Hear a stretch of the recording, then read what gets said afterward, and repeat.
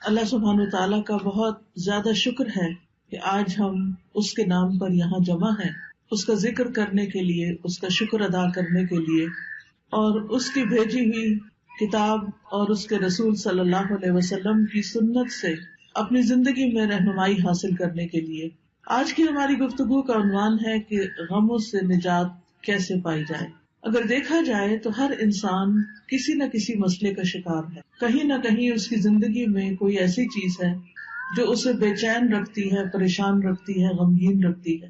اس میں ہوتا یہ ہے کہ انسان پھر اپنی صلاحیتوں، قوتوں، طاقتوں سے جو اللہ تعالیٰ نے اس کو دی ہیں، ان سے وہ بھرپور فائدہ نہیں اٹھا سکتا۔ تو سب سے پہلی بات تو یہ ہے کہ سوال یہ پیدا ہوتا ہے کہ یہ غم آتے کیوں ہیں، غم محسوس کیوں کرتا ہے انسان، یہ پریشانیاں، یہ مشکلات، یہ تکالیف ہماری زندگی میں کیوں ہیں۔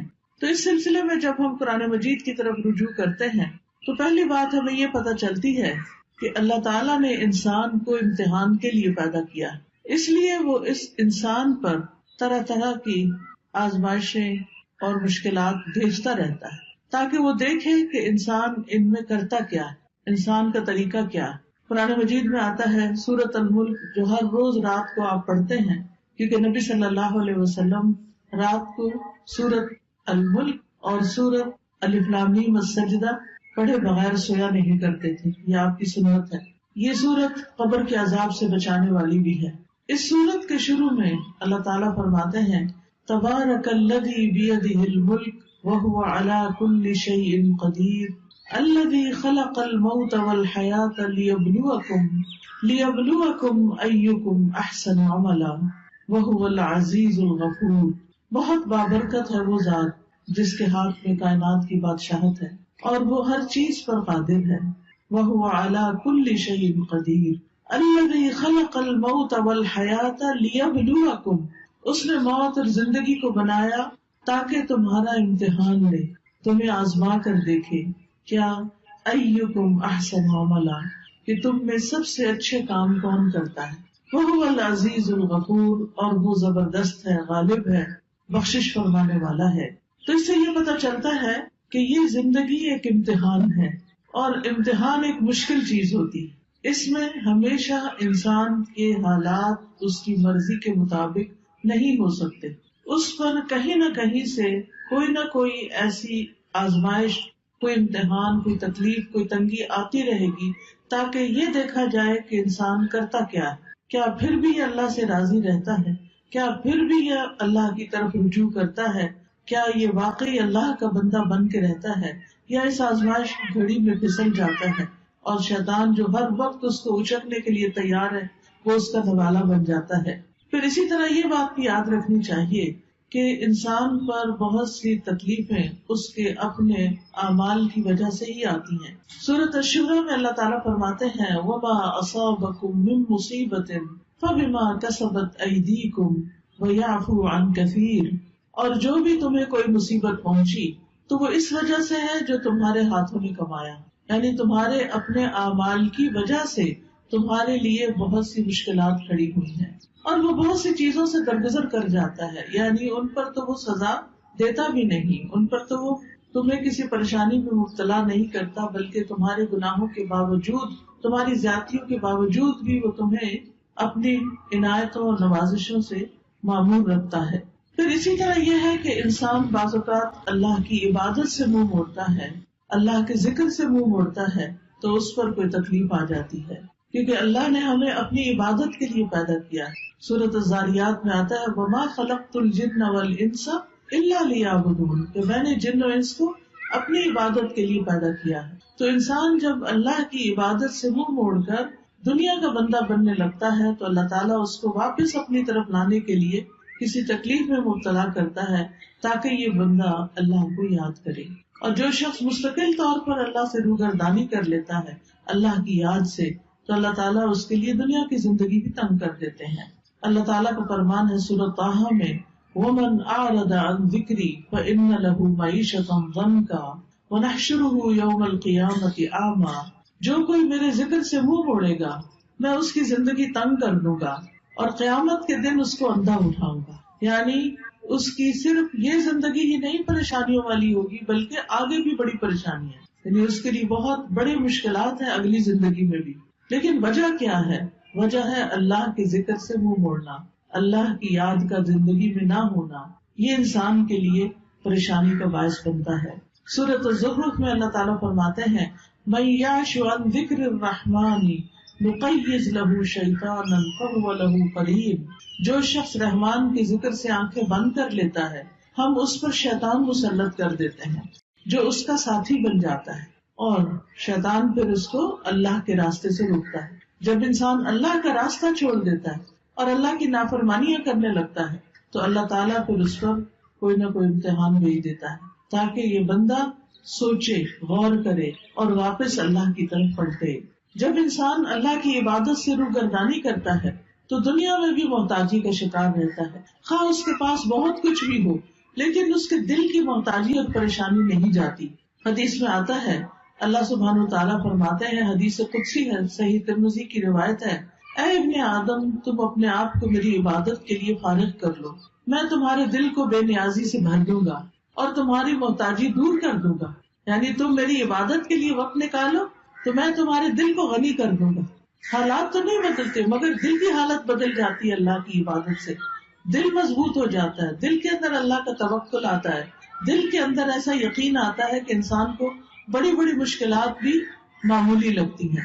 اور جب دل میں ایمان نہیں ہوتا، توکل نہیں ہوتا، یقین نہیں ہوتا، امید نہیں ہوتی، مایوسی ہوتی ہے تو رائی بھی پہاڑ لگتی ہے.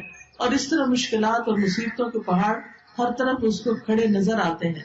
تو اس کا حل کیا بتایا کہ اگر تم عبادت کرو گے تو میں تمہارے دل کو بے نیازی سے بھر دوں گا، تمہاری محتاجی دور کر دوں گا. لیکن اگر تم ایسا نہیں کرو گے تو میں تمہارے دونوں ہاتھ کاموں میں مشغول کر دوں گا اور اس کے باوجود تمہارا فقر دور نہیں کروں گا.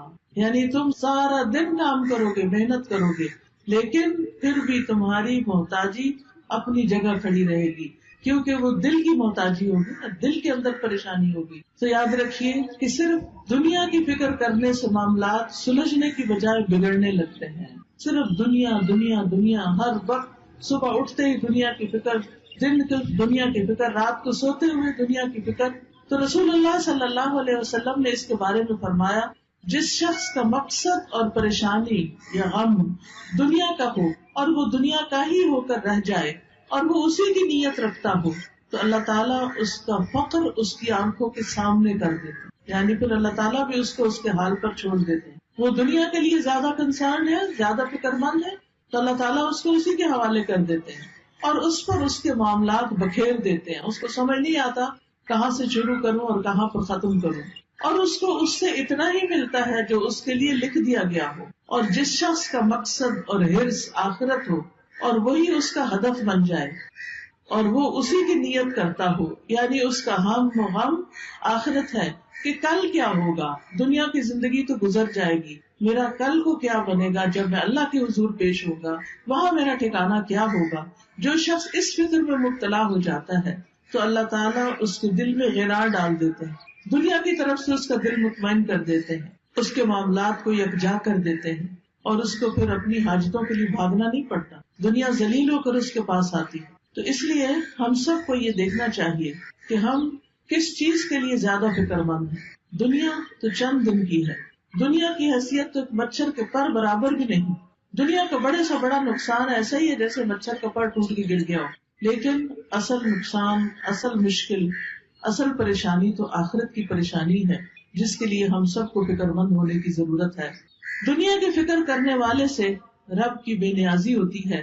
نبی صلی اللہ علیہ وسلم نے فرمایا جو اپنے غموں کو ایک ہی غم بنا لے، جو اپنے غموں کو ایک ہی غم بنا لے اور وہ آخرت کا غم ہو تو اللہ اس کے دنیا کے غموں سے اسے کفایت کرے گا، اس کے دنیا کے غم دور ہو جائیں گے. اور جس کو پریشانیاں ادھر ادھر بھٹکا کر لے جائیں اللہ اس کی پرواہ نہیں کرے گا کہ وہ دنیا کی کس وادی میں ہلاک ہو کر دیتا ہے. تو اس لیے غموں سے بچنے کا، غموں سے نجات کا اصل طریقہ کیا ہے کہ دنیا کی بجائے آخرت کی فکر زیادہ لگا لی جائے. یاد رکھیے جہاں دنیا کی حرص زیادہ ہوتی ہے، دنیا کی محبت زیادہ ہوتی ہے، وہاں اللہ کی محبت میں کمی آ جاتی ہے، وہاں پر اللہ کی محبت میں کمی آ جاتی.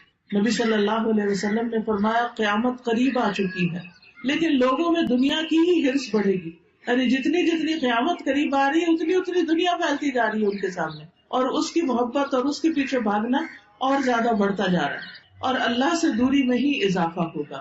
پھر اسی طرح ہم دیکھتے ہیں کہ جب ہم دنیا کو زیادہ امپورٹنس دیتے ہیں تو دنیا کا چھوٹا سا نقصان بھی انسان سے برداشت نہیں ہوتا، لیکن جب انسان یہ سمجھتا ہے کہ کوئی بات نہیں، یہ چیز چلی گئی تو ہم بھی تو اللہ کی طرف جانے والے ہیں، جیسا کہ سورۃ البقرہ میں آتا ہے وَلَنَبْلُوَنَّكُمْ بِشَيْءٍ مِّنَ الْخَوْفِ وَالْجُوعِ وَنَقْصٍ مِّنَ الْأَمْوَالِ وَالْأَنفُسِ وَالثَّمَرَاتِ وَبَشِّرِ الصَّابِرِينَ الذين إذا أصابتهم مصيبة قالوا إنا لله وإنا إليه راجعون أولئك عليهم صلوات من ربهم ورحمة وأولئك هم المهتدون۔ کہ اللہ سبحانہ تعالیٰ کی طرف سے آزمائش تو ہوگی، امتحان تو ہوگا، لیکن ایسے موقع پر جو یہ کہے انا للہ وإنا إليه راجعون، کہ بے شک ہم اللہ کے لیے ہیں اور اسی کی طرف لوٹ کر جانے والے ہیں، تو ایسے لوگوں پر اللہ کی رحمت اور نوازشیں ہوتی، اللہ کی رحمت ہوتی، اور ایسے لوگ ہدایت پانے والے ہوتے۔ تو بات یہ ہے کہ تکلیفیں تو آئیں گی، یہ تو اللہ تعالیٰ نے خود ہی فرما دی کہ ہم ضرور آزمائش کریں گے، ضرور امتحان لیں گے، خوف سے، بھوک سے، جان مال پھلوں کی کمی سے، لیکن خوشخبری ہے صبر کرنے والوں کے لیے، یعنی جب ان کی زندگی میں کوئی چیز کم ہوتی، مثلاً کوئی بچہ فوت ہو گیا، بہن بھائیوں میں سے کوئی چلا گیا، کاروبار چلا گیا، کوئی کاروبار کو نقصان ہو گیا، جاب چلی گئی، کوئی اور حادثہ ہو گیا کہ جس سے بڑا نقصان ہو گیا، تو اب یہ سب چیزیں تو زندگی میں روز کا معمول ہے، کبھی کوئی چیز پیش آتی ہے، کبھی کوئی چیز پیش آتی ہے۔ تو بتایا گیا کہ وہ ایسے موقع پر کیا کہتے ہیں اور کیا کرتے ہیں، انا للہ و انا الیہ راجعون، یعنی وہ اللہ کی طرف رجوع کر لیتے ہیں، اور صبر کے ساتھ کیا کہتے ہیں کہ بے شک ہم بھی اللہ کے لیے اور اللہ ہی کی طرف واپس جانا ہے۔ یعنی جو ہمارا کوئی رشتہ دار چلا گیا یا مال چلا گیا یا کوئی اور یعنی کہ کوئی کھیتوں میں یا کاروبار میں یا کسی کیے ہوئے کام میں کوئی نقصان ہو گیا، تو وہ کہتے ہیں اس میں بھی کوئی خیر ہوگی، اس میں بھی میرے لیے اجر ہے، اس میں بھی کوئی بھلائی ہے، میرا کوئی پیارا چلا گیا لیکن میں اللہ سے امید نہیں چھوڑوں گی، کیونکہ اللہ ہے نا۔ حتیٰ کہ اگر کسی عورت کے شوہر بھی فوت ہو جائے اور اگر اس کا اللہ پر بھروسہ ہو تو اس موقع پر بھی اللہ تعالیٰ اس کا دل تھام لیتا ہے، اور وہ کیا سوچتی ہے کہ ایک انسان تو گیا ہے مگر اللہ تو زندہ ہے، اللہ لا الہ الا هو الحی القیوم، اللہ ہے نا۔ ٹھیک ہے، انسانوں کی کمی کوئی انسان اور پوری نہیں کر سکتا، شوہر کی کمی کوئی بھی پوری نہیں کر سکتا، نہ ماں باپ، نہ بہن بھائی، نہ بچے، لیکن اس سے بڑھ کر بھی تو کوئی ہستی ہے نا، اور وہ اللہ کی ہستی ہے۔ اللہ لا الہ الا ہو، اللہ وہ ذات جس کے سوا کوئی الہ نہیں، الحی جو زندہ ہے، جس کو کبھی موت نہیں آنی، القیوم جو قائم ہے، جسے کسی سہارے کی ضرورت نہیں بلکہ وہ باقی سب کو بھی قائم رکھنے والا ہے۔ تو جب وہ ہستی موجود ہے، اللہ سبحانہ وتعالیٰ ہے، تو پھر فکر کس بات کی؟ اس نے تو میرے دنیا میں آنے سے پہلے میرے رزق کا انتظام کیا، ماں کے سینے میں دودھ اتار کے، اس نے تو مجھے پیدا ہونے کے بعد جب میرے دانت بھی نہیں تھے، کچھ کھانے کے قابل بھی نہیں تھا، کچھ ہاتھ پاؤں بھی ہلا کے نہیں پکڑ سکتا تھا، اس وقت بھی میرے رزق کا اہتمام کیا تھا، انتظام کیا تھا، وہ اب بھی کرے گا۔ تو ایسا شخص اس شدید غم کے موقع پر بھی سکون میں ہوتا ہے کہ اللہ ہے نا، وہ کہیں سے بندوبست کرے گا نا، وہ کوئی ذریعہ بنا دے گا نا، کیونکہ اصل الرزاق تو وہی ہے، انسان تو صرف سبب ہے، وسیلہ ہے۔ ایسا شخص کبھی بھی دل نہیں ہارتا، ایسا شخص کبھی بھی اپنے حواس نہیں کھوتا، ایسا شخص کی زندگی سے کبھی امید نہیں جاتی۔ اور آپ نے دیکھا ہوگا کہ کتنے ہی بچے ہیں جو یتیم پلے ہیں لیکن وہ بڑے بڑے لوگوں سے آگے نکل گئے، دنیا کی بڑی بڑی مشہور ہستیاں بن گئے۔